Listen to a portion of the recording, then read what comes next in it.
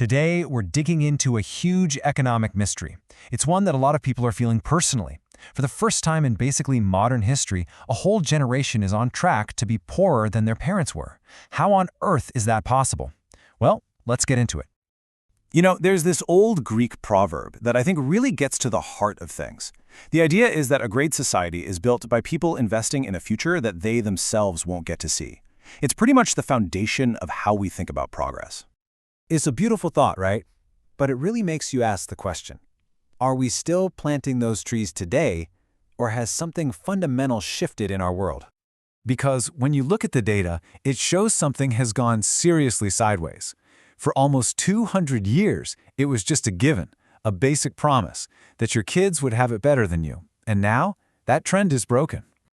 And this is the core of the mystery, the big paradox. The world as a whole is massively, fantastically richer than it was 50 years ago. So how can you have all this incredible new wealth, but at the same time have entire generations who are actually losing ground financially? It doesn't seem to add up. So, our investigation starts with our first big clue. It's a theory that says, in this case, size really does matter. Specifically, the sheer size and political clout of the baby boomer generation. Now here's where things get interesting, because this flips a classic economic idea on its head. You normally think, hey, it's better to be in a small generation, right? Less competition for jobs, for houses, for everything. But the experience of the boomers suggests the total opposite. In a democracy, being part of a massive group gives you unbelievable voting power. And you can see exactly how that power was used over the decades. When boomers were young, the political support was there for things like affordable university education.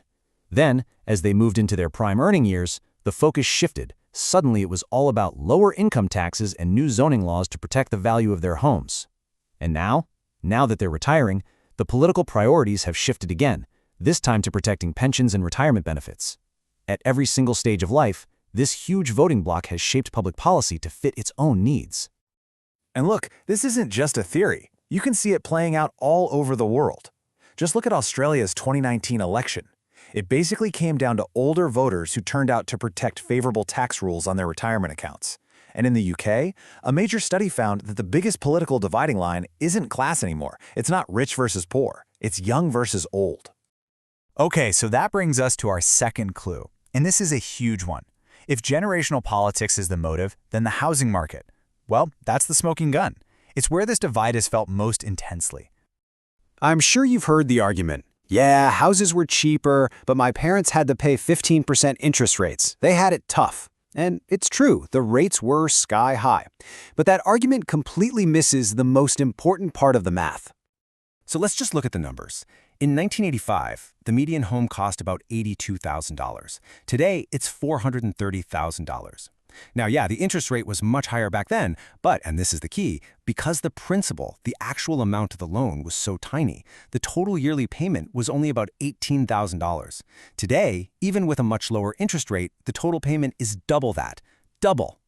$36,000 a year. Let me put that another way, because this is absolutely staggering. If you were a homebuyer back in 1985 and you paid the same amount per year that today's homebuyer pays, you would have paid off your entire mortgage in 5 years, not 30, 5. That's the real difference right there. And this whole housing crisis isn't just about someone's personal budget. It creates these massive negative ripple effects that actually drag down the entire economy. To get why, you have to understand this idea of an unproductive asset. A house is the perfect example.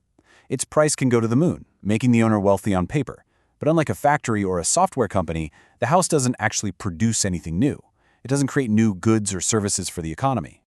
And this sets up a really nasty feedback loop. First, a huge slice of people's paychecks gets siphoned off to pay for incredibly high rent or mortgages. That money flows to landlords and property owners, who then often turn around and use it to buy more property. This, of course, drives prices even higher, which sucks even more money out of the productive parts of the economy. The parts that actually make things and create jobs. And you can see the very real human cost of this cycle. A study from 2020 found that 52%, more than half of young Americans were living with their parents. This just kills economic and social mobility. How are you supposed to move for that great job opportunity in a different city when you literally can't afford to move out of your childhood bedroom? So, after all that, is it really fair to just point the finger at one generation? Well, the final verdict here is, as you might expect, a bit more complicated. It turns out it wasn't just about voting power. The boomer generation also surfed a pretty unique wave of historical good fortune. We're talking about a long period of relative global peace, the explosion of global trade, and an incredible abundance of cheap energy. Oh, and you can't forget the billionaire effect, where a few super-duper rich people, like Bill Gates or Jeff Bezos, pull the average wealth of their entire generation way, way up.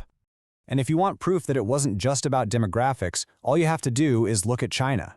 They had a similar population boom that created what's now called their lost generation. They had the numbers, but they grew up in a totally broken economic system. And without those favorable economic wins, that massive generation did not become wealthy. It's a perfect example of how critical the wider context was. And this brings us to one last fascinating twist in the story. Even when wealth does finally get passed down, the timing is all wrong. Some people call it the Prince Charles paradox. The idea is that people are inheriting money from their parents when they're already in their 50s or 60s, way too late in life to use it for those big, productive, economy-building things like starting a family or launching a risky new business. And that's really the final, lingering question we're left with. It's the challenge for all of us, really. If the capital, the money that people need to take risks, to innovate, to build things, is all locked up until they're basically past their prime building years, how can an economy really grow? How can we ever plant those trees for the next generation?